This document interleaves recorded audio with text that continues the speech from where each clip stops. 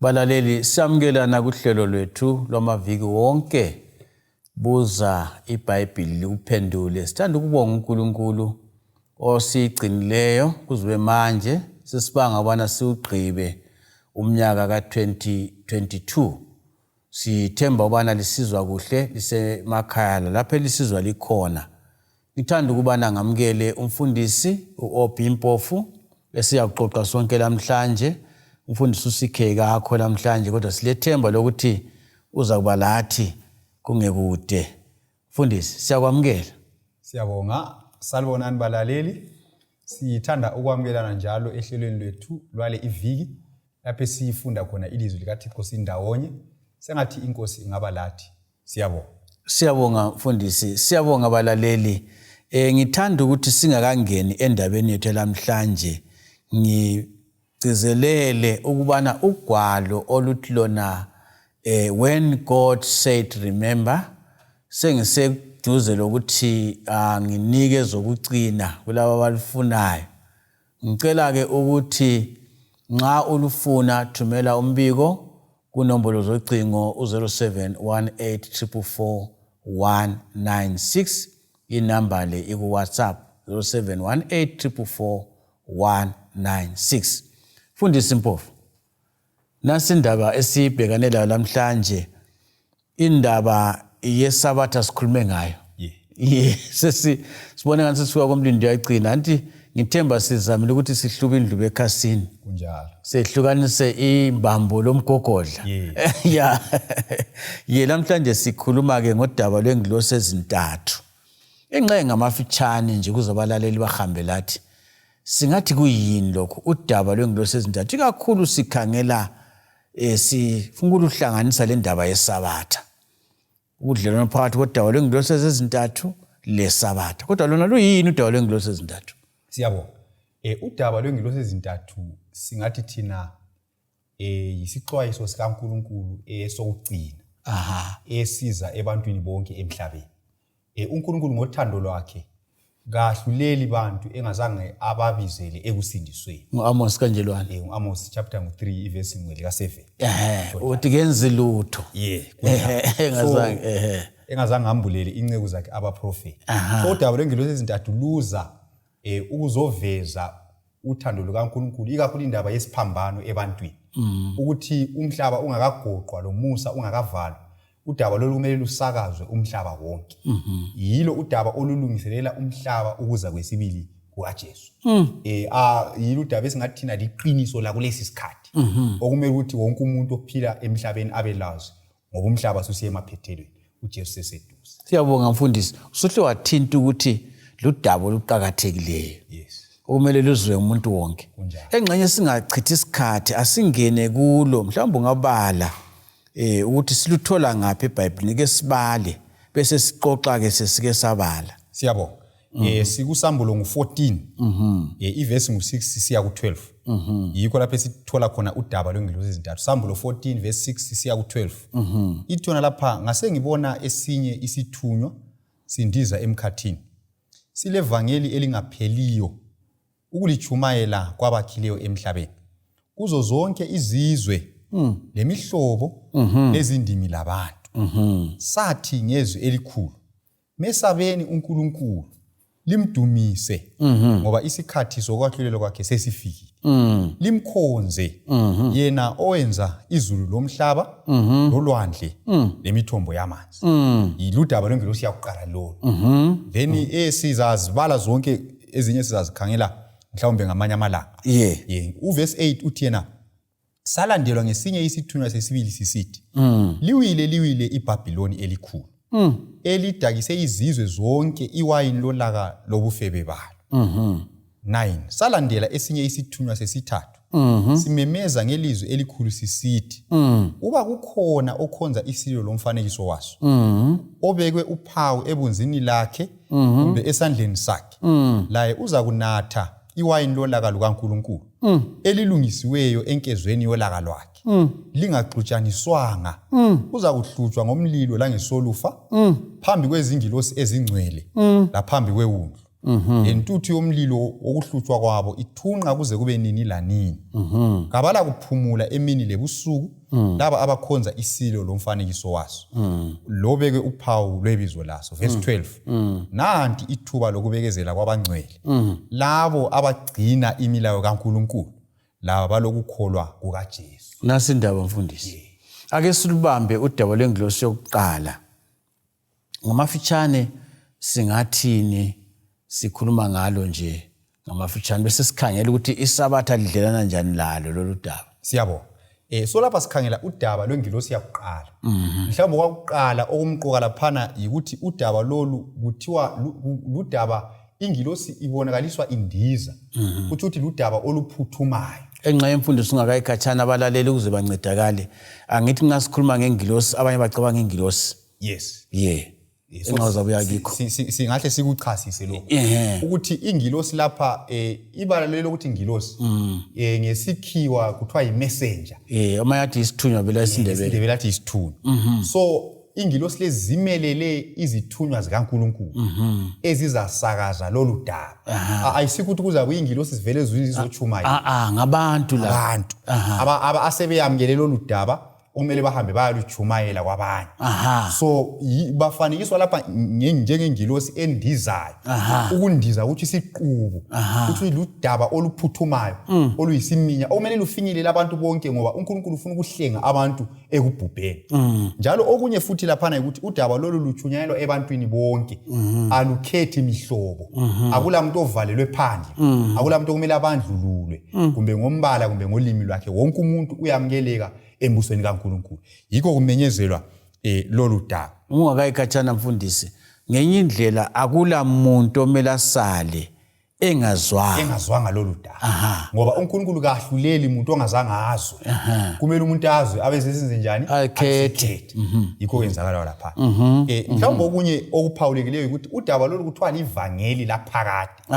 Lasindaba. Khonoko yikho kuyisiji sendaba. Nxa sikhuluma ngodaba lwengilosi ezintathu isiji sendaba ukuthi livangeli laphakade. Kuthiwa ivangeli libala kuthiwa izindaba ezimnandi. Indaba ezinhle. Ibala lokuthi ivangeli lalisetshenziswa ngesikhathi seBhayibhili kwakuzindaba ezinhle ezokumemezela ukunqoba kwebutho. Nxa ibutho lalisilwa kwakulabantu okuthiwa ngama messengers of war ababehamba bebukele impi bekhatshana. Ibutho lingavele linqobe isitha bona babegijima bechibutho egangeni bebuyele ekhaya. Nxa babegijima udaba ababeluthwele ukuthi ibutho linqobile yikho kubizwa kuthiwa livangeli. So ukuthi lapha nxa sikhuluma ngendaba leyi sikhuluma ngevangeli indaba ezinhle sikhuluma ngendaba zokunqoba kukaJesu esiphambanweni. So konke okukhulunywa ludaba lwengilosi ezintathu kumemezela ukunqoba kukaJesu esiphambanweni. Lokhu kusinika ithemba ngoba ukuthi udaba lolu luchunyayelwa aluphikisani lathi kumbe alulwi lathi. Luchunyayelwa ngesikhiwa kuthiwa it's in our favor. Ludaba olubuye kuzosekela thina ngoba lumemezela ukunqoba kukaJesu emthini waseCalvary ukuthi abafisayo ngokukholwa basindiswe. Izindaba ezinhle mfundisi. Izindaba ezinhle. Akasondaba ezimbi. Yes. Khona lapho ukhuluma khona ngokuthi ungabuyela kancinyane uthe wena isiqubu. Yes. Kumele ukuthi abaluhambisayo ngiyakhumbula ukuthi uDavid laphana empini uAbsalomu amajahalana egijima amabili lana. Ukuthi ngiya ekuthini abaluhambisayo ukhangelelwa ukuthi bahudula inyawo. Kunjalo. Bahambe kuthiwa kwenzani? Benyonyoba. Benyonyoba kufana lokuthi umuntu elunywa inyoka. Kumbe indlisitsha. Indlisitsha. Ukuthi ngicela liphume. Abayithi ngicela liphume akunjalo. Xa kuvuma khona lapho sungamdonsa lokumdonsa uphumelayo. Ngoba ludaba oluphuthumayo so impilo isengozini. So udaba lolu asodaba lokuhudula inyawo lokunyonyoba ngoba impilo zabantu bakaThixo zisengozini. So kumele sihambe ngesiqubu siyememezela ukuthi kulo Jesu owafe esiphambanweni osindisayo osusa abantu ekubhubheni ebangenise kuphileka. Undisa ngazi mbe ngugospel workers ibhuku lelana likhuluma ngokuthi umuntu wayegqitshelwe ngumgodi. Yes. Baba lentshukuntshu ukuthi bafikise ilizwi ukuthi usaphila yini. Yes. Kodwa wathi ngisaphila kodwa phangisanini. Lingaphuzi. Lingaphuzi. Ake sikhangele lolu daba lwengilosi ezintathu. Mfundisi lapha uthe wena kumele luhambe ngesiqubu. ludlelana njani le ndaba yesabatha esikhulume ngayo kanengi kangaka? Siyabo. Udaba lwengilosi yakuqala lo lesikhuluma ngalo namuhla. Olokuqala ya kakhulu. Sithola ukuthi okwakuqala lukhuluma ngokukhonza. Kuyagcizelelwa kakhulu ukuthi kwenziwe njani? Kukhonzwe lapha.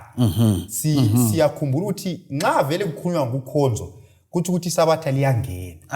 Ngoba isabatha litshengisa ukuthi ukhonza abantu. Ngoba endabeni zokukhonza kufanele ukuthi nxa wena umuntu engakuthola asithi kumbuse enkonzweni. Umuntu awubuza ukuthi kathi yindaba ula. Kumele umtshele ukuthi ngilapha ngoba inkosi ithe ngizobuthana la. Ngilapha ngoba inkosi ithe ngizokhonza. So nxa sibuthana ngesabatha sisiyakhonza uNkulunkulu, sibuthene ngoba sitsheliwe ngusomandla ukuthi sizonjani sizokhonza. So okwakuqala esikubonayo lapha ukuthi indaba yokukhonza iyaveza ukuthi isabatha kuyakhulunywa ngalo la, ngoba isabatha litshengisa ukuthi sikhonza abantu.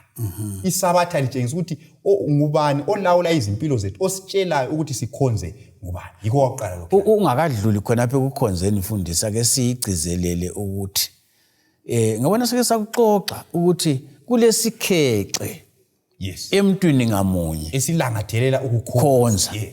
Akula muntu ongakhonziyo. Kunjalo. Kuya ngokuthi kuphela ukhonza abantu. Khonzana. Ngibonani kuhle ukuthi uPaul ukuthi hayi usuku lwesabatha luyaphawula ngoba luhlelwe kanje ukuthi ngoba ngensuku ezisithupha uNkulunkulu wadala izulani lomhlaba, ngoba baningi uNkulunkulu abakhonzwayo. Ake sikhangele njalo kuyini okunye singakukhangela khona phana kudwa lwengilosi yokuqala oluxhumanisa indaba yesabatha lo daba lwengilosi yokuqala. Siyabo. Laphana kuthiwa sesikhuluma indaba yokukhonza. Siphiwa izizathu ezimbili okuthiwa kumele sizikhonzele zona uNkulunkulu. Okokuqala kuthiwa asimkhonzenini uNkulunkulu. Ngenxa yani ngoba uNkulunkulu wadala izulu lomhlaba lemithombo yamanzi, lemithombo yamanzi. So isizathu sokuqala okumele ukuthi esiyenza ukuthi uThixo afanele ukukhonzwa, ngoba igama elithi ukukhonza ligama elithi ukufanele. Ilokho kwenza lokufanele akukhonzwa yonke into. Kukhona ofanele ukwenze njani? Akhonzwa. So laphana sithola ukuthi yini eyenza uNkulunkulu afanele ukukhonzwa? Yikuthi ungumdali. Andoyibona into. So nxa sokuvele sokukhonzwa uNkulunkulu njengomdali, uzananzela ukuthi ulimi lokuthi uNkulunkulu wadala izulu lomhlaba lemithombo yamanzi soluhambelana no-Exodus chapter 20 verse 8 siya ku-11, ngoba sokukhulunywa ngendalo khona lokhu ukuthi wadala izulu lomhlaba lolwandle lemithombo yamanzi. Kukhona njengobana kulotshiwe la kuSambulo 14 kukhona ku-Exodus lulimi olufananayo oluhambelanayo. So kutshengisa ukuthi indaba yesabatha nxa sikhuluma ngokukhonza uNkulunkulu njengomdali iyangena khonapha. Ngenxa yani sike sakuthinta ukuthi isabatha liyisikhumbuzo sendalo, ngoba kuthiwa uNkulunkulu wadala izulu lomhlaba ngensuku eziyisithupha wasephumula ngosuku lwani lwesikhombisa. So indalo nokusabatha akwehlukaniseki. So nxa kuthiwa sikhonza uNkulunkulu njengomdali kuthi ukuthi ingilosi le isibizela ekugcineni isabatha, ngoba isabatha liyasikhumbuza ukuthi asizivelelanga. Kule ndaba eziningi khonapha esingakhuluma ngazo, enye yangikhona futhi ephumayo ukuthi isabatha liyasincedisa liyelapha imfundiso zamanga eziningi njenge-evolution. Angithi i-evolution ithi asidalwanga kwaphongu abantu basuka ezinyamazaneni bathuthuka. So kodwa nxa sikhonza uNkulunkulu njengomdali kuyalwisana le-evolution, imfundiso engahambelani leBhayibheli, ngoba usuku lwesabatha luyasikhumbuza ukuthi yindaba likhonza ngesabatha. Sikhonza ngesabatha ngoba uNkulunkulu wadala izulu lomhlaba waphumula ngosuku lwesikhombisa. Iviki ezayo futhi nxa sibuthene ngesabatha umuntu angasibuza yindaba likhonza ngesabatha. Sikhonza ngesabatha ngoba uNkulunkulu wanjani? Wadala. Yikho omunye sithi yena ngabe abantu bagcina usuku lwesabatha, ngabe kakula muntu othi akula uNkulunkulu, ngabe akula atheist, ngabe akula muntu okhonza amadlozi, ngabe akula muntu okhonza amadlozi, ngabe akula evolution. Zonke inkolo zamanga zingena ezikhathini eziningi ngenxa ukuthi abantu balahlekelwe liqiniso lesabatha. Mfundisi, ngiyayithabela kakhulu indaba yokuhlanganisa lokho kokubili, ukuthi uNkulunkulu ongumdali owadala izulu lomhlaba kuyamphawula kwabanye uNkulunkulu, ngoba asibe sobala engqondweni zethu ukuthi uNkulunkulu kulabo uNkulunkulu abaningi abakhonzwayo. Ngabona ngeke ngalixoxela kwelinye lakho lapho ukuthi sake saya kwenye indawo belo uNkulunkulu ababuya bemthwele ngemota. Kuyisithombe nje babuya bekuthwele ngemota badinga ifuel.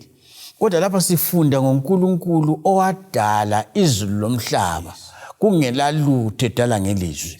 So kuyasibuyisela ekumkhonzeni uNkulunkulu. Kuqakatheke kangakanani kakhulu ngesikhathi sethu ufundisa ukuthi udaba lolufinyelela abantu. Ngibuza nje ngoba kulento okuthiwa ngesikhathi i-materialism. Abantu abakhonza izinto, inotho lemali, lezinto eziningi. Udaba lolu ngibona ngathi lufana lephilisi elomuntu ophila namhlanje. Ngoba abantu abanengi sokule self-centeredness le materialism ukuthi sebezibona bona sengathi bangaphila uNkulunkulu engekho. Bangenza izinto uNkulunkulu engekho. Impilo yabo ngani impilo yabo isezandleni zabo le malini. So lapha udaba lolu lubuye kuzokwelapha. Luyasibuyisela eBhayibhelini ukuthi khumbula ukuthi wena awuzivelelanga. Udalwe ngumfanekiso kaNkulunkulu, yikho kumele ukhonze yena. Yikho uNkulunkulu esithi every week kumele ukuthi ukuyekele ezinye izinto uye ukuthi gwaqa enkonzweni ngosuku lwangeSabatha. Khona phana nxa ungena kwamfana kuyelapha into eziningi, kuyakukhumbuza ukuthi vele kawugcina umsebenzi wakho, vele kawugcina imali yakho, vele kawugcina inotho yakho, kawugcina inotho yakho. So kuyasincedisa indaba leyi eyodaba lwengelosi yakuqala, iyasincedisa ukuthi singalahlekelwa isisekelo sethu, kupha ama roots ethu. Ungazi kwasilahlekela khona ukuthi sivela ngaphi, singobani njalo siya ngaphi. Ngoba lapha kulokukhangelela futhi ikusasa. Ngoba ukukhonza kwethu lapha emhlabeni kungumfuziselo okukhonza kwethu esizakwenza sesisekhaya ezulwini. So nxa sikhonza lapha ngeSabatha kuthi ukuthi siza kuyakhonza ekhaya ezulwini sesiphambi kobuso bukaThixo. Singakayiqibi mfundisi ake sikhangele, ngifuna ukuthi ke akuyigcizelele uyicokise eyokuthi limkhonze yena owenza izulu lomhlaba lemithombo yamanzi. Ngoba lesizathu into iBhayibheli lize lingene lijule kangaka lingathi hayi izulu lomhlaba. Ngoba abantu uGenesis uthi ekuqaleni uThixo wadala izulu lomhlaba. Kodwa lapho uthena uJohane limkhonze yena owenza izulu lomhlaba lemithombo yamanzi. Ngoba lesizathu yini sokuthi siyabo. So lapha iBhayibheli ilokhu igcizelela umnakano ukuthi empilweni la akulanto engathi ngeyami mina. Akulanto ekhona eyacha umazivelela. Everything ngoba into onke ungabona indlela okulotshwe ngayo la kuyagoqela phose zonke izinto akuchilo. So kutshengisa ukuthi into yonke ekhona emhlabeni ikhona ngesizathu sikaNkulunkulu. Yikho ke akumelanga thina siziqakise kumbe sizikhukhumeze sibe sesichiya uNkulunkulu eceleni. Ngoba silokho siyikho khona ngaye. Lezi zinto zalezi sithi ngezethu zivela kuye ngezakhe. Akula umuntu ozalwa ephethulutho. Konke sikuthola kunjani kukhona. So ngezinye indlela lapha sikhuthazwa ukubuyela enkonzweni yeqiniso, ukubuyela ekukhonzeni uNkulunkulu, ukubuyela futhi esukwini lokukhonza oliseBhayibhelini. Ngoba ekukhonzeni lapha asizikhetheli thina ukuthi sifunkezana. Yikho sithi BuzaIbhayibhili likuphendule. Yikho esigcizelela khona. Engcenye futhi okunye ngakuthinta khona lapho nxa sikhuluma indaba yokukhonza, indaba eyodaba lwengelosi yakuqala. Lapha futhi siyakhunjuzwa kulabantu abacabanga ukuthi ukugcinwa kweSabatha yikukhuthaza inkolo yokusindiswa ngemisebenzi. Kodwa akunjalo. Ngoba usuku lweSabatha lusivezela ukuthi uNkulunkulu nguye wasidalayo ngale ekuqaliseni. Esesidalile sawela esonweni. Ngesizathu sokuthi asizidalanga thina ngeke sazisindisa. So nxa sikhonza ngosuku lweSabatha siyavuma ukuthi usindiso lwethu lweyeme kuNkulunkulu. Ngezinye indlela iSabatha yikho futhi kuthiwa livangeli la udaba lwengelosi yakuqala. iSabatha likhona evangelini ngoba liyisibambiso, liyisikhumbuzo sokuthi uNkulunkulu nguye osingcwelisa. Alehlukananga levangeli. Hayi, uhamba ndawonye. Fundisi singakayiqibi akusincedise kule gama lapha elithi lona limesabe. Yes. Igama elithi limesabe uNkulunkulu ungathini ngalo? Abanye bathi uNkulunkulu ukuthi sikhula, abanye basikhona uNkulunkulu uzakuchisa aqale ngomunwe omncane ulandele umnyaka wonke. Ngingakabali iBhayibheli ngangisesaba ukuthi uNkulunkulu lo abanye babe sithi babephendula ngamaforo.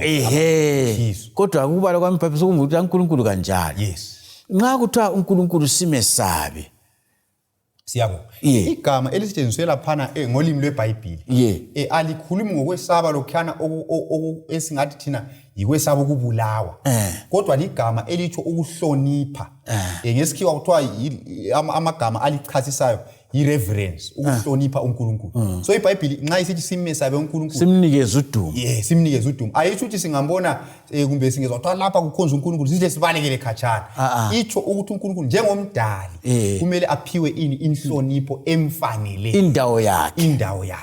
Yikho uqhakathekileyo lapha. Yikho sike sathinta ngokhonokala ukuthi nxa sesithatha ezinye izinto sesibuya kuqala ezimpilweni zethu, asisammesabi uNkulunkulu, asisamhloniphi ngoba sesimlinganisa lezi zinto. Kodwa yena kumele ahlonitshwe, afakwe indawo yokuqala. Singafaka isibonelo nje ngobaba ngekhaya. Abantu abanye babe sithi kule situlo sika baba. Kukhonokana ukuthi ubaba kule situlo sakhe kutshengisa ukuthi ufakwa endaweni yakhe. Thina sisakhula mfundisi, ngambona umama ebumba isitshwala sika baba ngophini. Asibumbe ngana soze sidliwe. Siceciswe sibe wayengeke aphiwe okuthiwe ngabantwana okuzimvuthu ukuthi baba nanku lokho la uzabona khona. uNkulunkulu simnika indawo yakhe.